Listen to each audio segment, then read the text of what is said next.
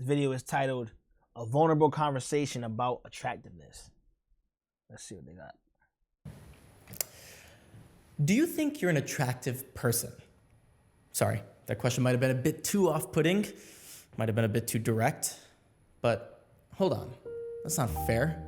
It's already been 10 seconds in this video and you've already subconsciously made a decision whether you think I'm attractive or not.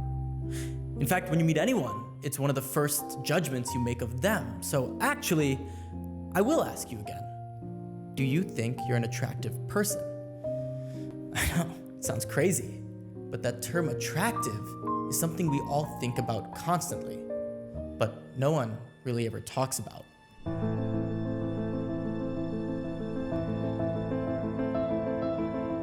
But what's there to talk about anyway? Why does being attractive matter? Is there even a legit way to increase your attractiveness? You've probably grown up hearing that beauty is in the eye of the beholder. And for centuries, we've believed this. But today, as more statistical models come out, better quality research is conducted, and cultural standards increasingly overlap, we're learning that statement is wrong. We're learning that attractive individuals receive more positive attention, better job prospects, and actually get off crimes easier. Has skincare on their Christmas wish list. Everybody. We're learning that more people today than ever are willing to spend money on becoming more attractive. And we're even learning that infants prefer attractive faces, suggesting.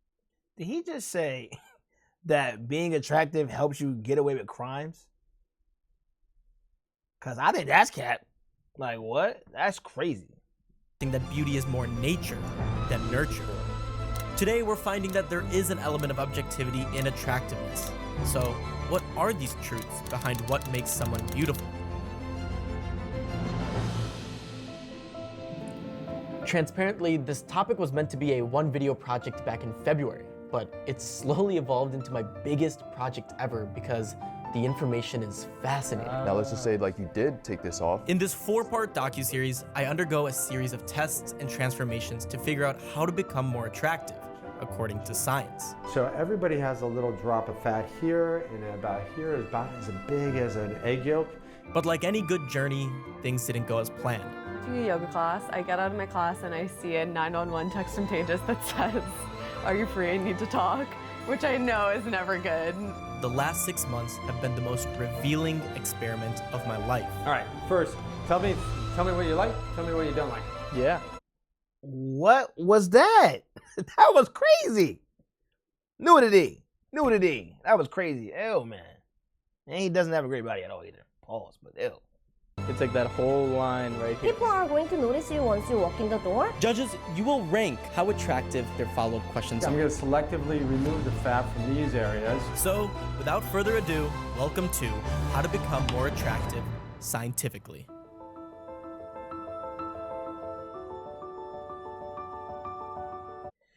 This is the topic that everyone will perceive differently based on their personal life experience. I feel like, yo, can you react to a vid?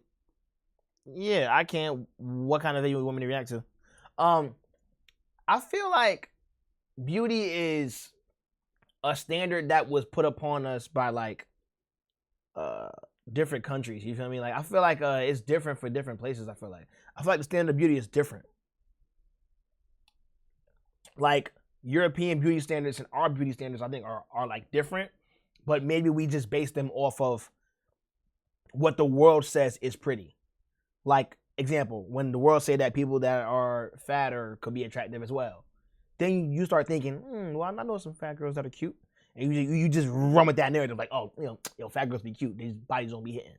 You just have that in your brain now. So I think like the more you experience and like get exposed to, I think that's what people just go with. But what you might find attractive might not be what I find attractive. But I do think there's a way for everybody to become more attractive.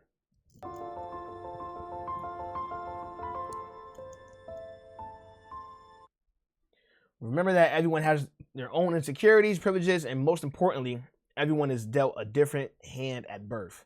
Please watch this docuseries with an open mind. Yo, if he gets a surgery, a BBL, or ab sculpted in this video, he's the GOAT. I don't know who this is. This is a random video that I just thought that was kind of interesting. If he gets his body done in this video for our amusement, he's the GOAT. And we need to give him money because I'm not doing that for y'all. Crazy.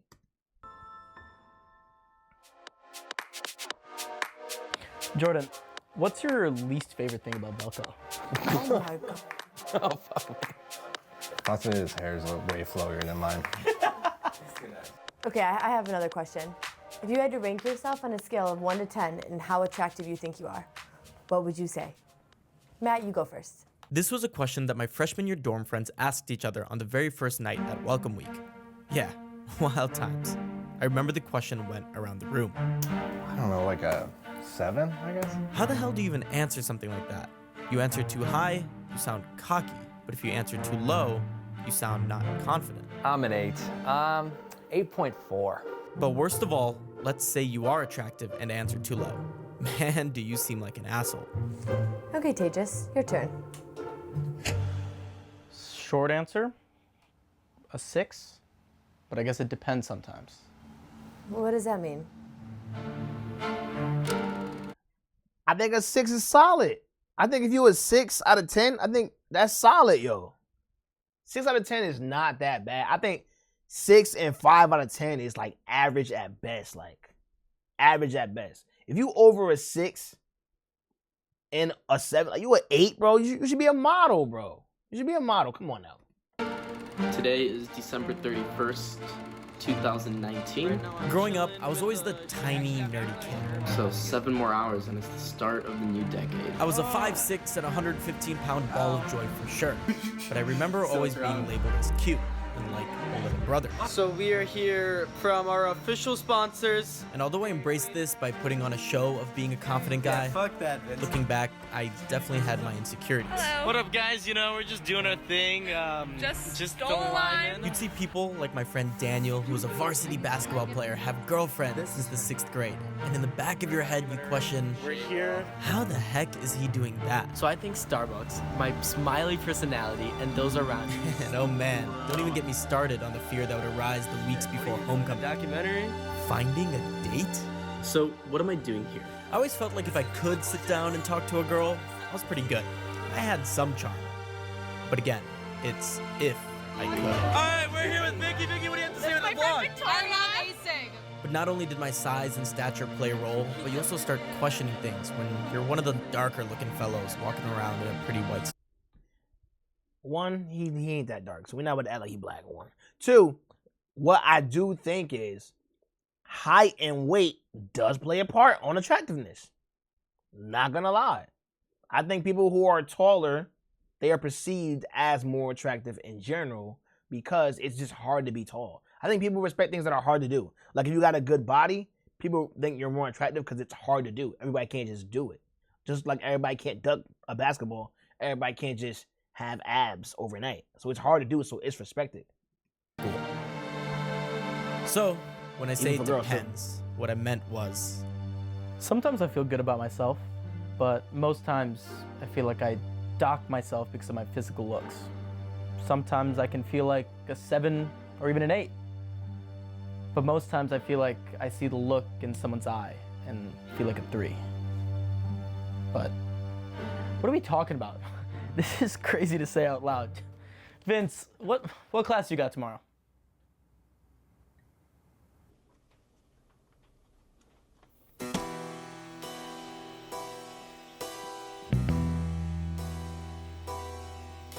Okay, let's lay some groundwork. Humans have cared about beauty ever since our species has existed. It's actually what's helped us survive. As mentioned before on this channel, we have to make 35,000 decisions in a day. And we can't process all of them, so we create these mental shortcuts. One of these mental shortcuts is called the halo effect. In simple terms, it explains why humans will take a positive trait of someone's and just assume other traits of theirs are also positive. If someone is attractive, we also assume that they are healthier, that they carry good genes, and that they'll live long enough to produce offspring. And from a biological standpoint, that makes total sense, because the one thing we still have in common from our cave people back in the day is that one of the goals of the human race is to repopulate. In fact, there's evidence from 100,000 years ago that early humans used clay pigments as cosmetic paint.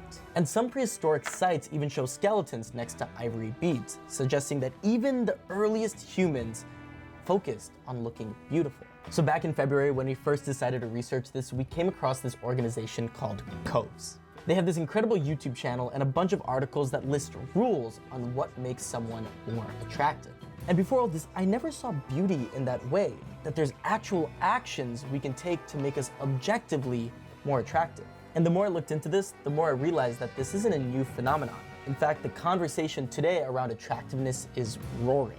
If you've been on TikTok, then you've heard of this term looks maxing, which is the maximization of your physical appearance for beauty standards. This trend emphasizes many things like moisturizing and hunter eyes and something called mewing. Have you ever wanted a better jawline? Sure. Like you see those like chiseled guys? Have you ever heard of mewing? Yeah, like one of those? Or like your tongue? I don't know, we're about to watch a tutorial. Oh. So, what exactly is mewing? Mewing is a tongue posture technique where you position your tongue against the roof of your mouth to improve facial aesthetics and jawline development. Yeah, just look that way, keep it going. Ready before? Before, yep. And after. This is before? Okay. Oh my god! You look good right now. You got dimples. Thanks, wow, man. look at that. I've known you for 2 years. I never knew that. So the question naturally arises, outside of just jabbing my tongue in different places of my mouth, Hey, what is an easy step that I can do to look better? And that's when I thought about hair and your hairstyle. I'm sure we can all agree that a drastic change to your hair can change your impression. It can change the way people perceive you. So when I first met you, this is how you looked. Yep. There's a major difference between the Colt today and the Colt over here. What is that difference? You know what I like about this video so far? We're 9 minutes in. He has great production skills, one. And super genuine, like, I want to say, flowy conversational skills with his friend. Like, it seemed like they're doing a video, but they did a lot of research and they're making it playful. It's not too serious. Yeah, look at this. Serious I got topic. long hair now. I was hanging out with Mr. Kelly Ricasa a lot, and he said, bro, you should grow out your hair. And it honestly changed my life. It kind of like grew me up a little bit because I looked like a little kid in that photo. A lot of things started working out when I grew my hair out. Got a girlfriend, the money's up, the subs are up. Dude, we're up. We up. More hair on top. Nah, finish. Okay, never mind. Eat the banana and come to say bananas have to ripen in a certain way when they are flecked and brown and have a golden hue. Bananas taste the For years, I struggled with figuring out my own hair. In high school, I always had this side part. Sometimes it was really messed up, and other times it was fine, but I never really liked it. Then I tried some fades. Here's one done by my mom. She's great at many things, but yeah, not this. Good afternoon. My name is Tejas. Then in college, You know what kind of out of touch person you gotta be to let your mom cut your hair? You're bugging. You're tripping, bro. I'd rather have nah, you tripping, bro. I'd rather have the weirdest haircut ever. I'm not letting nobody mom cut my hair. You're bugging. Chat, would y'all let y'all mom cut your hair? That's crazy word, bro. And then go to school like that? That's crazy, bro. I tried to grow it out, and either would have to put a crap ton of product in my hair, so it would be this crusty mess, or if I got lazy, I'd let it be this fluffy mess. Then I went full TikTok F-boy era with this quiff-looking thing, or this messy fringe. Don't judge me too hard. Long story short, I never found a hairstyle that I was confident in. One that fit well on my head, one that gave off the right impression, and one that was sustainable to keep without using an absurd amount of gel every morning. That was until one evening in December of 2022, where I went into a barbershop and had an experience unlike any other. In fact, it's the first stop of this docuseries. Good morning, world. We are headed to a popular place here in New York City called 12 Pel, and it's a place that offers something called a hair consultation. It's a service that's all about educating you on what hairstyle works best through things like your head shape, hairstyle, density, all these things to give you a more tailored look. As you can tell from my hair, this is the most unraveled, disheveled, chaotic my hair has been in a minute. So yeah, hair is something that can really affect your attractiveness. And if the goal is to maximize my attractiveness, what should I do? Let's go to Pete. What's up? How we doing? Wow, you're blonde. I am, dude. You haven't seen me since, huh? No. Yep. Oh my God. Wow, this feels official. Pleasure meeting you. How would you describe the difference between going to a regular barber and coming to you all? In the barbering space, communication was definitely not the most prevalent in barbershops, other than maybe talking about the game or like talking about what happened during the weekend. When it came to the hair, you would usually sit down and say, leave it up to you, or I don't really know what to do with my hair. And that became such a generational way of getting your hair cut that we realize now people want to look customized. People want to feel like their haircut is theirs. I was one of those guys that struggled with figuring out what hairstyle fits my face. So I'm gonna have Pete live roast me. So this is one of the first. What do you think of that haircut? Shit, bro. You know, whenever I see like these type of hairstyles, it's just like a throwback into what was trending back then. Honestly, it's not bad. I will say it just gives you such a different vibe. Ultimately, not to gas you up or anything, like you have a very symmetrical face and very sharp and masculine already.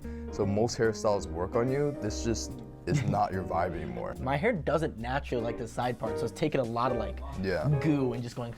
That's what I'm saying, You know? yeah. So this is a great example of showing silhouette. So if you like compare this photo to your yellow tie photo, the slight difference in just how much bulk right here sharpens up your face a ton. So like you see how this already cuts down into your face and your jawline a bit more? Yeah. But the other one was curved in. So that just makes you look so young and round as opposed to. I can sum this whole video up in a couple seconds, right? You know what makes people more attractive too? Money. Just affluence. The ability to have maximum choice and options. That makes you look more attractive. Sharp. Most barbers, I think, should be doing this. They look at the entire silhouette instead of just your features initially, right? Because you're looking at the hair. I want you to treat me as if I'm a new person that you've never met. Pete, I'm lost. I've been growing out my hair for 2 months, 3 months. My goal is just to look better. Okay, cool.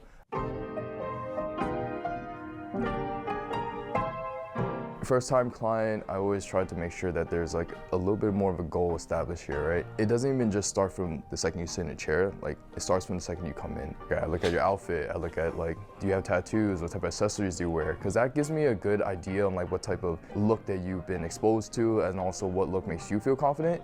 All right, so like what this gives me off is like this vibe of like athleisure, but also a little bit of streetwear when it mixed into it. And also just the fact that like, it's a pretty decent balanced fit. You take care of yourself enough, right? It goes deeper into now the questions of like, what does your lifestyle look like? That's something I see in your videos all the time when you ask people like, are you working corporate in New York City? Like, are you trying to, like, are you in a suit and tie or what do you do? We want to make sure that what you're wearing is good for you in terms of the way it looks, but also there's a lot of social aspects into this, right? Because the way that someone... I feel like long haircuts make you look younger and shorter hair makes you look like older. It looks at you determines like what they think of you. It shouldn't matter, but it does. So I'd say, yeah, I'm like a creative guy. I would say I'm a YouTuber. I like to make educational videos. So there's a level of professionalism, like I would say that I like to keep. If I'm going out to a movie, I love tucking in a nice button down, like a fancy button down, trying to make things look a little bit more uplifted. I like that context because you have your business side and professional, but also you like to, you know, you like to be a little bit funky and creative. I wanted you to have like a fun look, but also can be styled in a way if it needed to be form-fitting for like a suit, then you have the ability to do that. Yeah. Right now, obviously, it's been such a long time since you got a haircut. So this is now, the balance is off, the harmony is off, right? Yeah. So if I looked at you now, it would be like, oh, like this guy is creative, but smokes a lot of weed. Yeah, I mean, hey, but he's really creative. You know what I'm saying? He's putting on that suit a little less. Yeah, exactly. That's what I mean. Like, I think that's the harmony I'm talking about. Like, okay. Like you're going like more 80% creative and like 20% business. Yeah. Okay. You know what I mean? We want to bring it back down. Let's bring it back.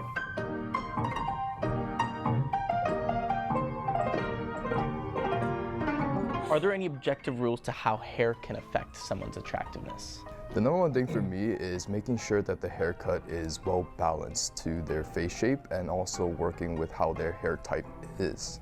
Right? Some people have longer faces, being oblong. Some people have wider faces, being either more square like mine. Because your hair is very voluminous, the nature of like your curls, we're gonna shrink this down so the head doesn't become too long. If you have straight hair, if you have low density or high density. The last thing is also just the way that the hair growth pattern is.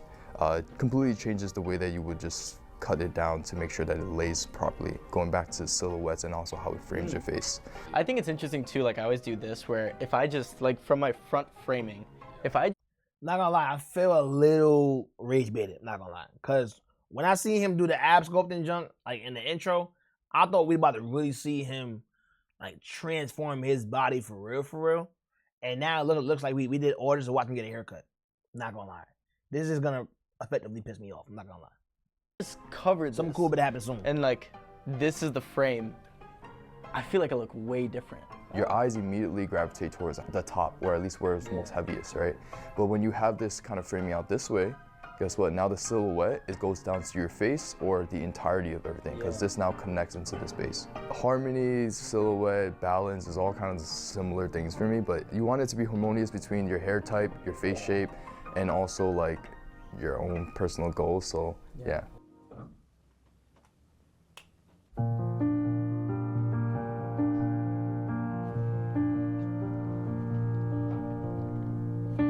In talking with Pete, I came across a major finding to the question of how to become more attractive objectively. Here we go. And it's that the answer is paradoxical. These hairs love to shoot backwards, but the bottom pieces, luckily they shoot forward onto. Yes, we all want to be more attractive, and we can all recognize when a change is more attractive. But if there was a single answer for everyone, wouldn't we all look the same? Think about it. What if every guy had a comb-over side part? It kind of takes away the art behind what makes us human. It's been 2 years since I've had this modern mullet look, and genuinely, it's the first time I've felt an answer to the haircut dilemma. It's a haircut that maximizes my attractive traits and hides away some of my weaker ones. It's one that represents my playful, fun side, and best of all, I don't have to use any product. It's the natural growth of my hair. At one point, I did try and force Pete to answer this paradoxical question, and in it, we did come up with a single word answer that got my wheels spinning. Harmonious. That's the word. That's a... A good hairstyle at minimum should be harmonious, meaning well-balanced, proportional, and pleasing as a whole. And a little foreshadowing, this won't be the last time you hear this word. Cool. Nice. Come here, full hug. Thank you, man. Alright, well, he doesn't need plastic surgery anymore, so. Yeah, I don't have to do that. I think there's two things that you said that's really interesting. I think one is, there's not like one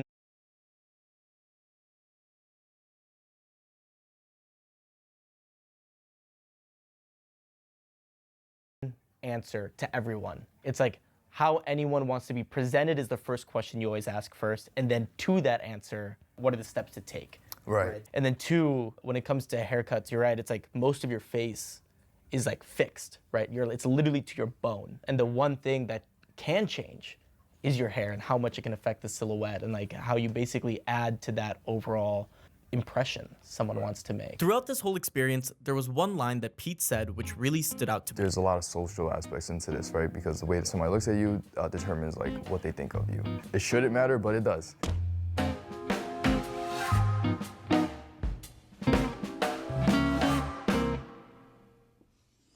So earlier we mentioned the halo effect. Basically how us humans will take a positive trait of someone's and just assume that their other traits are also positive. But there's something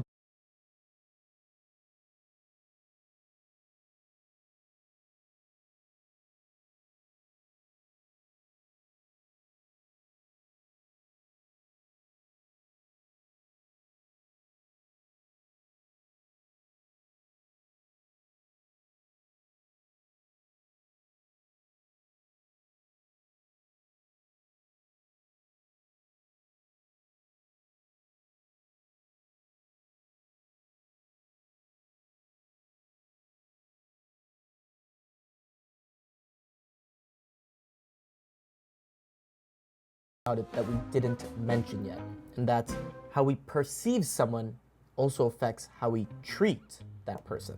And this phenomenon can be divided into two buckets: pretty privilege and pretty penalty. This comes up in job opportunities, salary amounts, and even treatment in criminal court, like lower bail requirements. Hey, Robin, you know, this guy has sparked this hashtag Felon Crush Friday. His wife is reportedly furious about all of the attention, and she's not alone. Attractive people are getting something that most others aren't because of the way that they look.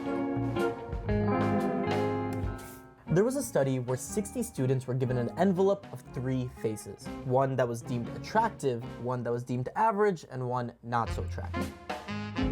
The students were then asked to assess these people based on their personality traits and then predict some of their life experiences. And in summary, the results showed that the students believed that the attractive individuals got the higher status jobs, got married, and were overall more happy. Additionally, studies show that pretty privilege is really apparent in the workplace. Attractive people were more likely to be promoted and have better performance evaluations, and this was true amongst men and women. But the second bucket of all of this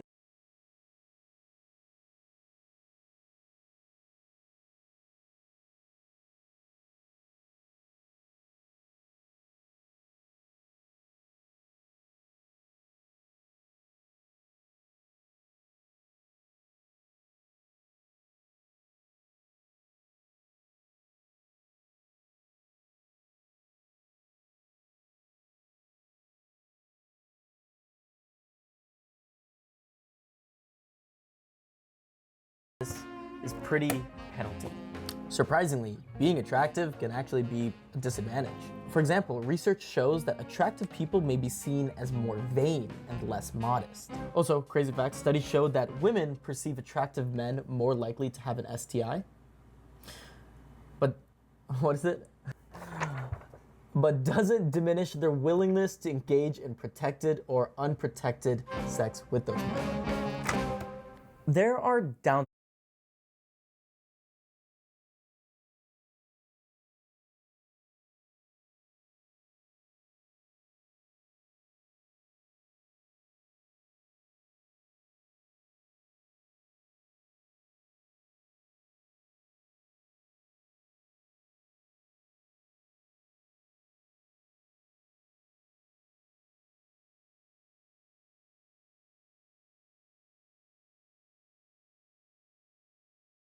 sides to these mental shortcuts that we take as humans, specifically the halo effect. To say that an attractive person is also a smarter individual, a better parent, or can be more honest is a bias that could do more harm than good. So beware of it.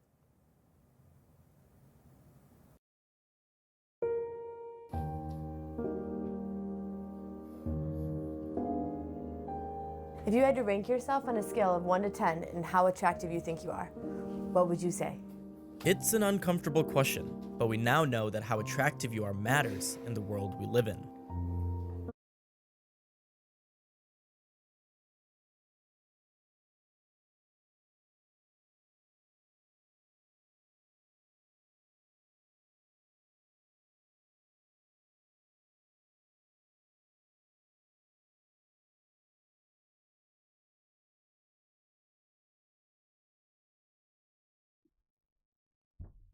And I was talking just now without the freaking mic on, huh?